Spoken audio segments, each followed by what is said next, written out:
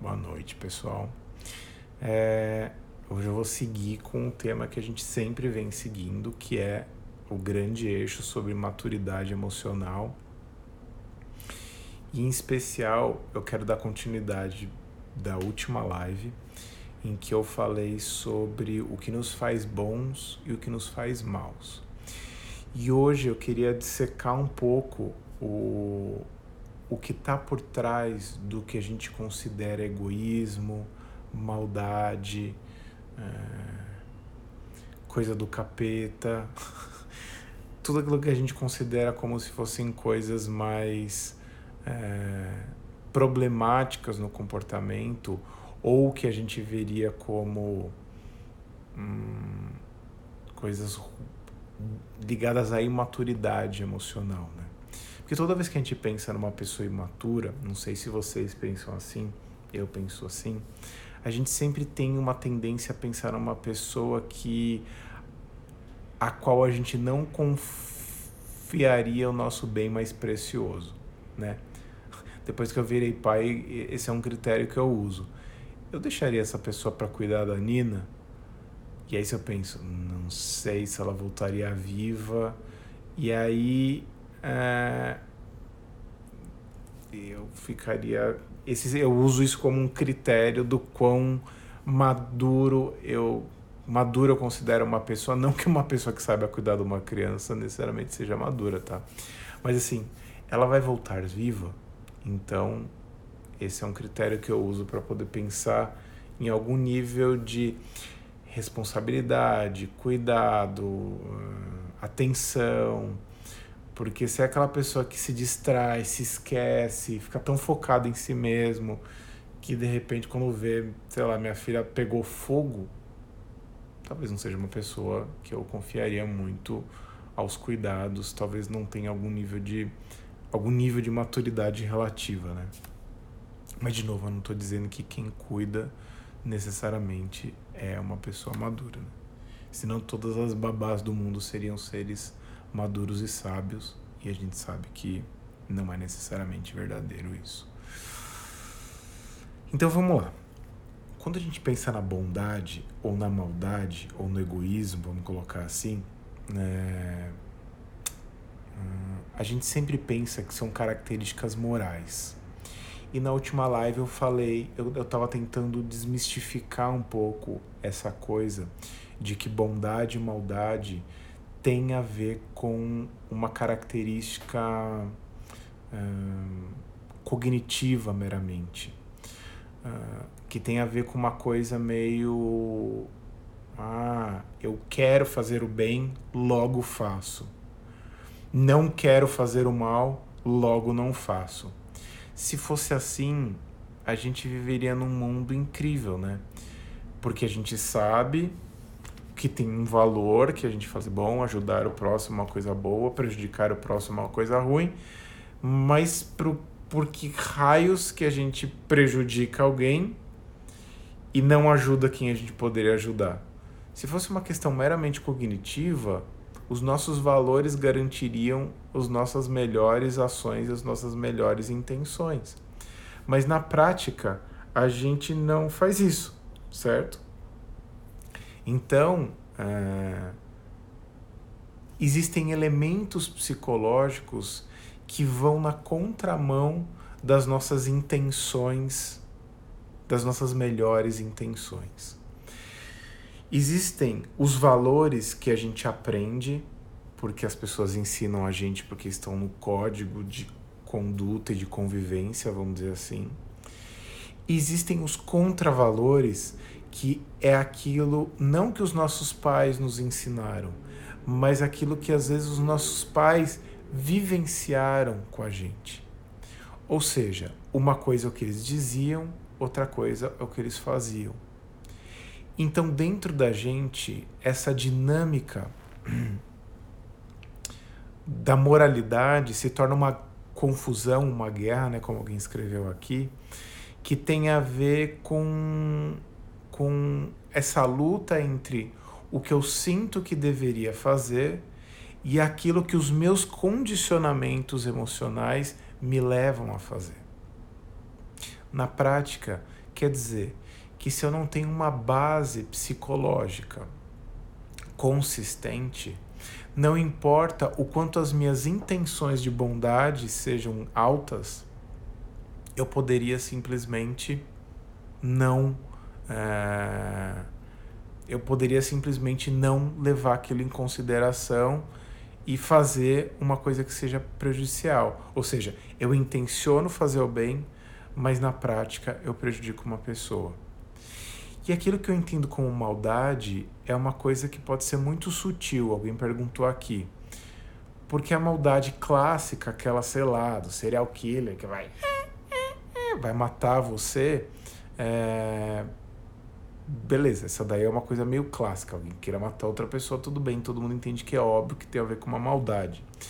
Mas a maldade da vida cotidiana tem a ver com uma coisa muito sutil, que é quando eu digo que vou fazer uma coisa e não faço, quando eu me comprometo com algo e não me comprometo, que eu vou explicar aqui o que eu entendo como essa base psicológica consistente e o que eu entendo da coisa do que seria a maldade, tá? Então, vocês gostaram da sonoplastia, né, do Hitchcock. Então, vamos lá.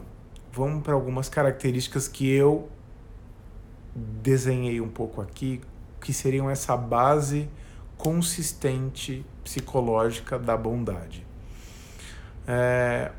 Uma das primeiras coisas que eu penso é a capacidade de ter autocontrole, né? O que quer dizer ter autocontrole? Seria o oposto a ser uma pessoa reativa. Uma pessoa reativa é uma pessoa que toma lá da cá, não leva desaforo para casa, tomou, devolveu. Uma pessoa reativa é aquela pessoa que não para pensar e ela sai reagindo aos estímulos do ambiente. Se ela está o tempo todo reagindo aos estímulos do ambiente, ela vai provavelmente ficar refém das circunstâncias. Se eu, no meu entendimento, estou num ambiente muito problemático, tóxico, sei lá, num ambiente profissional em que as pessoas são muito competitivas, e eu não paro para pensar no que eu faço antes de fazer, eu vou ser uma pessoa reativa e vou agir conforme a banda toca. Se tiver uma pessoa caindo no chão e todo mundo for chutar a pessoa ali no chão, e você começa a chutar, você está sendo reativo. E sim, as pessoas reativas acham que são muito verdadeiras, que elas são espontâneas. Não, porque comigo é isso, eu sou um ser do coração. Só que, na verdade, todo mundo é um ser do coração. Já falei isso na outra live. Todo mundo age pelo coração, mesmo as pessoas racionais. Não é possível não ser uma pessoa conectada com as próprias emoções. Então, o que as pessoas chamam de pessoa emocional é o tipo de pessoa reativa. É o tipo de pessoa que não processa as coisas na cabeça dela e não consulta a integridade dela. Quando eu faço a cabeça, não é assim, vou pensar. Consultar todo o ser dela, né? Então, uma pessoa reativa, ela tem a tendência a não consultar toda a integridade do que ela é. Ela simplesmente reage ao que está vindo na cabeça dela. Né? Emocional não é necessariamente ser uma pessoa mais sensível. Às vezes é, mas uma pessoa sensível, ela pode ser uma pessoa sensível no sentido poético, ela tem uma coisa mais de se emocionar, de olhar a beleza da vida, mas pode ser uma pessoa sensível no sentido de que é como se ela fosse a flor da pele. Ela não tem nenhum nível de filtro, né? Então, a base da bondade, em alguma medida, tem a ver com autocontrole. Eu preciso pensar, e aí eu considero as circunstâncias, eu analiso se aquilo é uma coisa que vai beneficiar a pessoa de fato, e aí eu atuo em relação àquilo. né?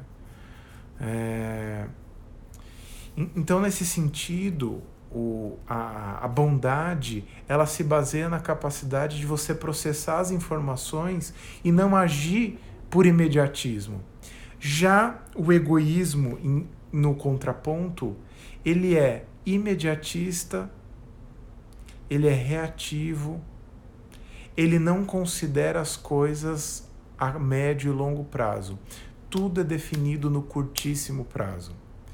E por que isso induz a pessoa a um comportamento egoísta? Porque toda vez que a gente pensa a curtíssimo prazo, a gente quer simplesmente liquidar o sofrimento e viver o prazer. E isso quase que necessariamente acaba nos levando a um tipo de comportamento que seja meio egocentrado, né? Então, nesse sentido, essas são características que, sim, precisam ser trabalhadas, elas não são espontâneas, elas não necessariamente, nem culturalmente, elas são cuidadas, porque a gente acha, de modo geral, que bondade tem a ver com seja bom, meu filho. Ah, obrigado, mamãe, serei bom. Tá, e daí? Que sua mãe falou pra você ser bom, e aí você acha que ser bom é bom. Se na prática você acha que tem que ser bom, mas você é educado de uma maneira reativa e afobada, isso vai fazer com que você haja de um jeito egoísta. Porque você vai pensar sempre no seu primeiro pedaço, você não vai considerar outras pessoas, você vai pensar no seu prazer e em afastar a dor imediatamente. Então, basicamente isso vai acionar você, esse comportamento egoísta, né? O aspecto reativo é um dos componentes da pessoa imatura. A pessoa imatura, ela tem um leque de comportamentos problemáticos e a reatividade é uma dessas coisas. E por isso que no senso comum a gente chama uma pessoa imatura emocionalmente de egoísta, né? Então, esses termos aí que vocês estão confundindo, que vocês estão perguntando, elas fazem parte do que a gente chamaria de egoísmo. Eu entenderia em algum nível isso como um aspecto de imaturidade emocional. E, de novo, por que tem um problema de você chamar essas características de egoísmo? Porque egoísmo tem a ver com moralidade.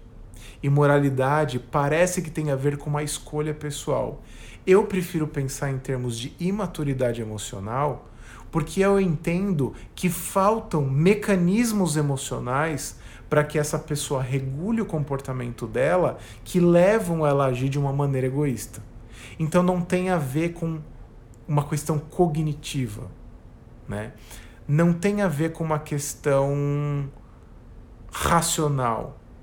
Tem a ver com uma questão emocional. Falta para a pessoa um tipo de ferramenta emocional. E, portanto, ela age de um jeito que é chamado de egoísta, né?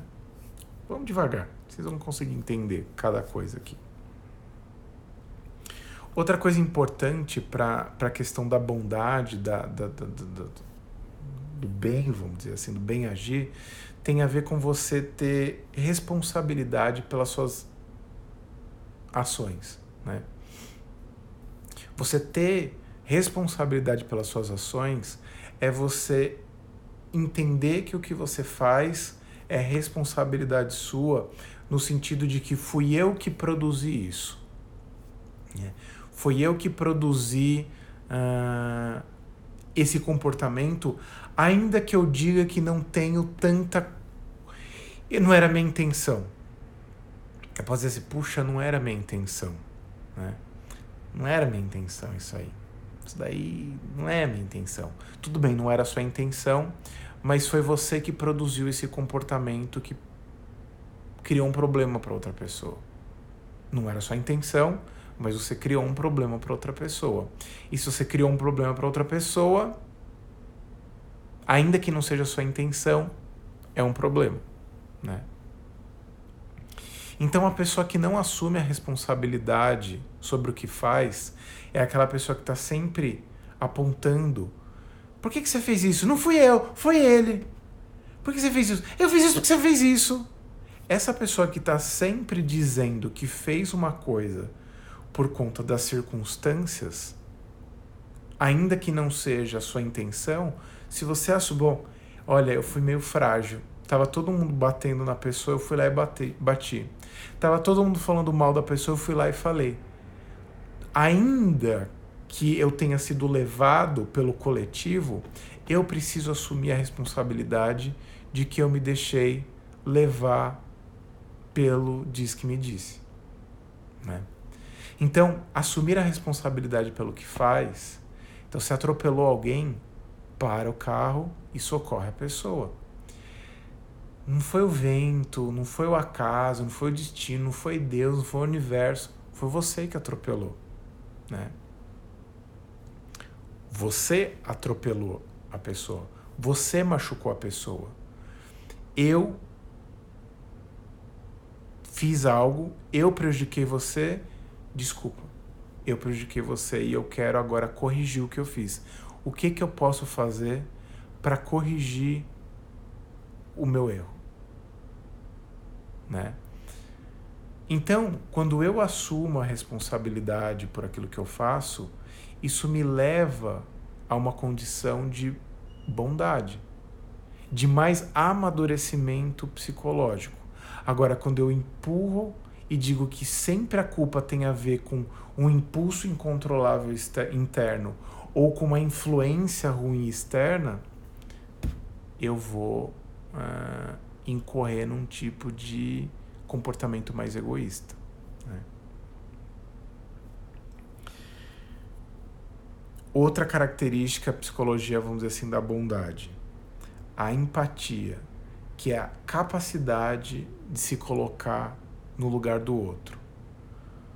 Então, toda vez que eu tenho um exercício psicológico de me colocar no lugar da outra pessoa e tentar entender como ela pensa, como ela sente, a partir das premissas dela, tentar entender o mundo a partir das premissas daquela pessoa. Porque, vamos pegar, por exemplo, esse clima de polarização política, né? As pessoas que se posicionam à direita, à esquerda, toda vez que você tenta fazer um exercício de empatia do outro polo do seu espectro político, se colocando a partir da sua perspectiva, você jamais vai ter um exercício de empatia genuíno. Ou seja, como é pensar de tal modo que eu entenda que o livre mercado ou que as pessoas deveriam ser mais conservadoras, mas eu preciso pensar a partir daquela própria premissa. Eu não posso partir da minha premissa. Ou quero pensar a partir da premissa de alguém que entende que o coletivo é mais importante do que o indivíduo e que precisa haver um tipo de igualdade social, de que você precisa incluir as minorias, entende? Você não pode parar para pensar a partir das suas premissas. Você tem que parar para pensar a partir das premissas da outra pessoa. Isso é um verdadeiro exercício de empatia. Porque se o meu exercício de empatia tem a ver com olhar o lugar do outro para reforçar a minha opinião sobre aquilo, eu não estou tendo exercício de empatia. Eu estou simplesmente fazendo um exercício de fingir que eu penso no outro, mas na verdade eu quero que o outro faça o que eu quero fazer, né?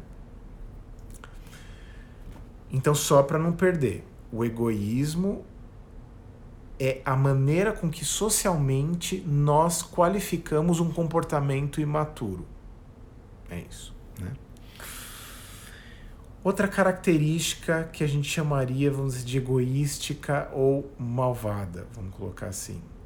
Qual é uma das bases psicológicas? É a intolerância à frustração, né? Porque a pessoa que tolera o fato de perder coisas, de se frustrar com coisas. Eu posso não achar gostoso me frustrar, mas eu não posso ser intolerante a ponto de me desfigurar porque alguma coisa não saiu do jeito que eu tinha imaginado. Eu tenho uma esperança, tenho uma ideia, tenho uma expectativa, tenho uma vontade de que algo aconteça, mas eu não posso ficar perturbado a ponto de ficar enlouquecido e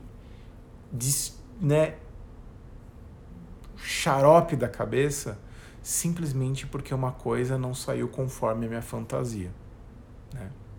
Então, a intolerância à frustração faz com que eu não consiga suportar nenhuma dose de dissenso interno, de desagrado, nenhuma dosezinha de dorzinha, de incômodo, né? Então, qualquer fuligenzinha de uma dor que apareceu aqui, eu já saio enlouquecido fazendo alguma coisa para poder compensar aquilo. Ou eu vou bater, ou eu vou xingar, ou eu vou cair na vida loucamente, ou vou usar algum recurso, vamos dizer assim, que me entorpeça, né? E que me deixe fora da minha realidade para que eu tolere aquele tipo de coisa, né? Então, a gente tem que ter muito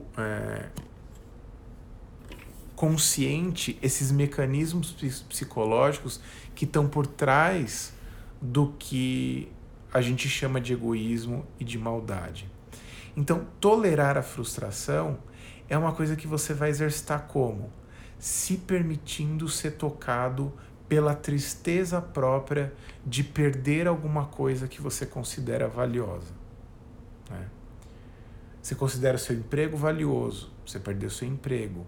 Então você precisa assumir, lidar com o fato de que aquilo era importante para mim e eu tô triste porque eu perdi aquilo. Né? Agora, ficar enlouquecido, emputecido, ruminando, rancoroso em relação àquilo é uma expressão de intolerância à frustração. Como se eu, ser magnânimo, eu, o centro do universo, não pudesse ter que esperar, ter que lidar com um tipo de luto, né? Como se eu não pudesse lidar com nenhuma perda, porque eu deveria ter um tapete vermelho estendido diante de mim, né? Então, essas características que a gente entende como bondade ou maldade, elas têm uma base psicológica muito profunda, né? A gente supera as frustrações na medida, primeiro, que eu encaro elas, que eu tolero lidar com a perda que ela representa para mim, quando eu entendo que as frustrações são possíveis na minha vida. Agora, se eu acho que eu não posso sofrer em nenhuma medida, ou que as pessoas me devem uma lealdade eterna porque eu sou uma pessoa que eu acho que eu sou incrível, eu vou ter muito mais dificuldade de superar uma frustração. A frustração, ela vai se dando, superar a frustração vai se dando com o tempo, com a reflexão, com o se colocar em diferentes lugares, em permitir que isso é possível, tolerar a dor própria de ter o seu ego estourado, porque a pessoa que é intolerante à frustração, ela acha que ela é o centro do universo e as pessoas devem a ela coisas porque ela é uma pessoa que acha que, de modo geral, ela é ótima e ela não pode passar por nenhum tipo de frustração. Então, quebrar a ideia de que você é o centro do universo ou de que você é o tipo de pessoa que não pode... que você teria que ter uma bolha protegendo você porque você é uma pessoa bondosa ou inteligente ou bem-nascida, sei lá, né? Então, se você acha que você está protegido pelo universo porque você tem algum traço especial, você talvez tenha o ego inflado e por isso para você é mais difícil lidar com a frustração. Então sim, para superar a frustração você precisa ressignificar o seu lugar no mundo, a sua importância e aquilo que você é capaz ou não de perder.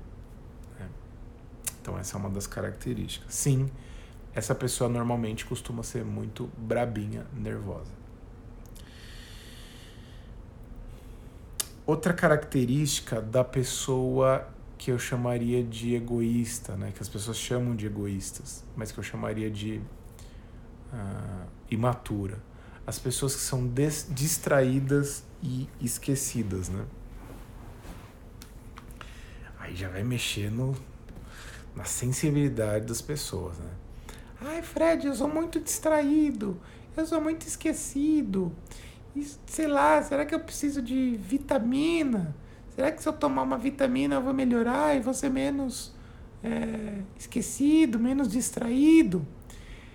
Vamos pensar com calma sobre a distração. Por que uma pessoa é distraída? Porque ela está perdida nos próprios pensamentos. Uma pessoa que está perdida nos próprios pensamentos, ela está de fato prestando atenção nos outros? Ela de fato está prestando atenção no que o outro está dizendo? Né? Uma pessoa distraída, ela está ensimesmada. Uma pessoa distraída, ela está presa na própria análise que ela faz sobre as coisas e não está olhando para o mundo do lado de fora. A pessoa está falando, olha, tem tal coisa acontecendo, tal coisa acontecendo, tal coisa acontecendo, e você está lá, caraca, não sei o que lá, nossa, não sei o que, Game of Thrones, nossa, o seriado, não sei o que. Peraí, o que você estava falando? Ai, desculpa, sou muito distraída, sou uma pessoa muito distraída. Ou seja, uma pessoa distraída, portanto, presa nos próprios pensamentos, de modo geral, ela está presa em si mesma. Né? A pessoa esquecida. Por que uma pessoa é esquecida? Uma pessoa esquecida porque ela não capta as coisas com qualidade. 3 etapas da memória. Vamos pensar aqui. Captação, armazenamento, evocação. Normalmente a gente pensa que memória tem a ver com não conseguir evocar direito. Eu tento lembrar e não lembro. Tá. Você não tenta lembrar porque você não captou melhor, você não captou aquilo que estava acontecendo. Segundo, você não armazenou, porque talvez aquilo não tenha significado efetivo para você. E 3, na hora de lembrar, você não vai lembrar, porque você não guardou aquela memória no fundo do seu coração, numa estante certa. Então, na hora de lembrar, você não vai lembrar, porque aquilo não foi guardado, porque não tem significado para você. Então, a pessoa esquecida, desculpe dizer isso, mas a pessoa esquecida, ela também está presa em si mesma, porque ela não capta corretamente, não armazena no lugar certo e, portanto, na hora de evocar, ela não consegue. Ou seja, ela está presa em si mesma. Uma pessoa que está presa em si mesma, a gente não chama ela um pouco de egoísta? Então, em algum nível, a distração e o esquecimento reflete uma mente que, em algum nível, não se importa genuinamente com outra pessoa. Desculpa dar essa notícia para quem se identificou aqui com ser esquecido e ser distraído, né? Então, sei lá, você esqueceu a natação do filho. Então, a natação do filho pode parecer importante no primeiro dia. Ai, que fofinho, meu filho vai nadar. Só que na 1000ª vez, a natação dele continua sendo importante para ele. Só que de repente para você pode ter caído num senso comum e de repente você ficou mais presa na sua cabeça e esqueceu. Lógico, eu não estou falando como você esquece uma vez. Esqueceu uma vez. Você é um distraído. Distraído é uma pessoa que por hábito, ela se distrai. Ok? Então, outra base psicológica do egoísmo seria uma pessoa distraída ou esquecida. Outra característica do que a gente chamaria de egoísmo ou de maldade, vamos dizer assim, é uma competitividade excessiva, ou seja, aquela pessoa que parece que está sempre se acotovelando com os outros, né? Ela parece que está sempre brigando com as circunstâncias, né? Ela parece que está sempre num grande festival. Ela parece que está... Agora eu nasci em 80, né? Vou revelar que eu tô velho. Parece aqueles programas do Google, né? Valendo! Aquelas coisas meio... Domingo, legal! Então aquelas gincanas. Parece que a pessoa tá sempre numa gincana infinita e sempre se acotovelando e socando os outros para os outros perderem na briga da vida, vamos dizer assim.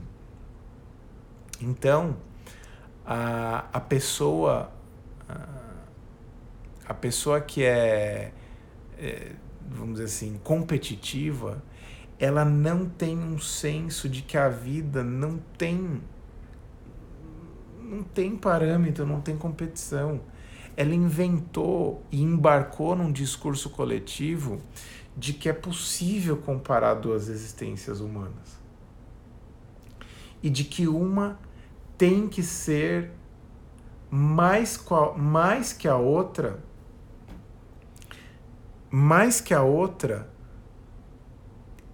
em cima da outra. Porque, vamos dizer assim, eu posso ter um tipo de habilidade, eu posso ter um tipo de habilidade e essa habilidade ser uma habilidade por si mesma interessante. Mas por que eu tenho que pensar naquela habilidade em detrimento do outro? Ou por que eu preciso pensar na habilidade do outro em detrimento de mim? Então, essa característica de ficar preso nessa competitividade eterna que leva você a ficar comparando o tempo todo, isso é um dos traços de egocentrismo, porque a pessoa fica o tempo todo tentando reforçar a si mesma como parte de um plano de dominar o mundo, né? Então fica aquela sensação assim, eu tenho que vencer nessa vida e aí eu vou dominar o mundo, né? Então fica esse senso de competitividade. Sim, eu quero ser sempre o centro das atenções e ser melhor que tudo e todos em tudo. Então, uma última característica, tem muita coisa para falar, mas só para a gente poder também ir caminhando para o encerramento, né? Que é uma certa cegueira. A pessoa egoísta, a pessoa maldosa, vamos colocar assim, pensando na psicologia do egoísmo, ela é uma pessoa que não consegue ver, né? Nesse sentido, a insegurança, ela tem a ver com uma necessidade de ser superior a alguém. Porque uma pessoa que não tem necessidade de ser superior a alguém não precisa ficar inseguro e nem inferiorizado, né? Mas como eu estava dizendo, o egoísmo tem algo de uma cegueira. Eu não consigo ver o outro, eu não consigo perceber o outro, eu não consigo me colocar no lugar do outro. A minha visão das coisas é sempre parcial, ensimesmada, pensando só nos meus interesses, afastando a dor desesperadamente, querendo prazer a todo custo, imediatamente. Isso é uma grande cegueira. Porque eu não consigo pensar na dor para além da dor. Eu não consigo pensar no prazer como às vezes algo que pode ser problemático para mim, que o prazer nem sempre é bom. Tem coisas que me dão prazer, mas não são boas. E tem coisas que às vezes são um pouco dolorosas, mas são boas para mim. Então eu não consigo pensar no prazer além do prazer, eu não consigo pensar na dor além da dor. Eu não consigo pensar a médio e longo prazo. Eu não consigo pensar para além das circunstâncias. Eu não consigo pensar para além dos meus interesses. Eu não consigo pensar para além das minhas opiniões. Eu não consigo pensar nisso para além de nada. Horas, é um tipo de cegueira. E como eu mudo isso? Horas, eu preciso começar a treinar as habilidades opostas a isso. Se eu não me responsabilizo pelo que eu faço, eu preciso começar a me responsabilizar. Se eu esqueço as coisas, eu preciso começar a prestar atenção mais nas pessoas. Se eu não tenho empatia, eu preciso começar a me perguntar sobre o que os outros de fato sentem e pensam. Se uma pessoa é uma pessoa distraída, eu preciso olhar no olho das pessoas e querer me interessar nelas, por elas, e não por mim. É um treino. Né? Eu preciso parar de ser reativo. Preciso parar para pensar, sentir. Dá um minutinho para pensar. Posso responder daqui 1 hora? Eu não tenho uma resposta clara para isso. Posso dar um feedback depois? Caramba! É um exercício de todas essas engrenagens problemáticas que colocam a gente num grande ponto cego no mundo. Então é como se eu estivesse andando com um tapa-olho e não conseguisse ver tridimensionalmente. Eu estou sempre vendo, né, as coisas a partir da minha referência. Ou seja, é uma grande e profunda cegueira. Então, se eu quero mudar essa característica, eu preciso olhar as coisas. Olhar as coisas lá fora. Porque eu só olho as coisas aqui dentro, baseado numa confusão, numa reatividade, numa necessidade de prazer imediato, e eu nunca consigo olhar as coisas para além de mim mesmo. É isso. Eu sei que foi uma coisa... foi uma série de revelações, vamos dizer assim, difíceis. Não, eu não falo isso para as pessoas que eu atendo, porque eu estou compartilhando um monte de reflexões que tem a ver com ideias a respeito das coisas na vida. Mas eu não chego despejando um caminhão de chacoalhão em cima da pessoa, porque na terapia o que a gente faz é entender o histórico de vida da pessoa e, a partir desse histórico de vida da pessoa, começar a amarrar essas percepções da cegueira dela a partir da vivência dela.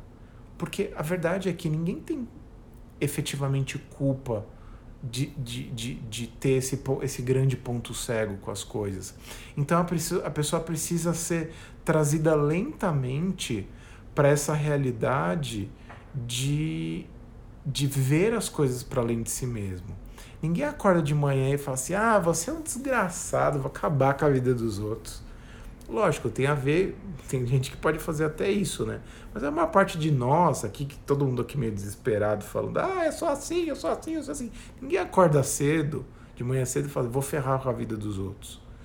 Então não falo assim na terapia, porque aqui eu tô como se fosse um bate-papo compartilhando algumas ideias importantes do que eu penso sobre maturidade emocional. Mas eu não fico com esse chicote na mão, nem faz sentido, porque talvez em alguma medida isso até soaria como se fosse um julgamento. E não é um julgamento. Eu consigo entender por que uma pessoa se distrai, fica presa nos próprios pensamentos. Às vezes a vida para ela foi uma coisa muito dolorosa, então ela criou uma coisa de devaneio excessivo para poder se proteger da dor e foi criando um mecanismo problemático que foi: quanto menos lidar com a dor ela lida, menos dor ela está acostumada e menos ela lida. Então, se eu não amarrar com a pessoa, se eu não construir junto com a pessoa essa reperspectiva de si mesma, não adianta eu chegar e como vocês estão dizendo, com chicote, soltar os cachorros em cima dela, porque ela não vai ter a percepção do próprio ponto cego. Então não adianta falar, você é cego, idiota, porque não tem a ver com querer ou não querer ser cego. Tem a ver com você ter esses pontos frágeis psicologicamente e, portanto, não se dar conta desses pontos cegos que a gente tem, né? Então acho que é isso. Obrigado pelo carinho, por estarem acompanhando aqui essa live aqui até esse horário. E é isso. Semana que vem seguimos com um tema novo dentro desse guarda-chuva de maturidade emocional. Tá ok? Muito obrigado pelo carinho, pelos elogios, pelas sugestões de tema. São sempre coisas muito bem-vindas, tá bom? Um beijo, um abraço e até a próxima. Tchau, tchau.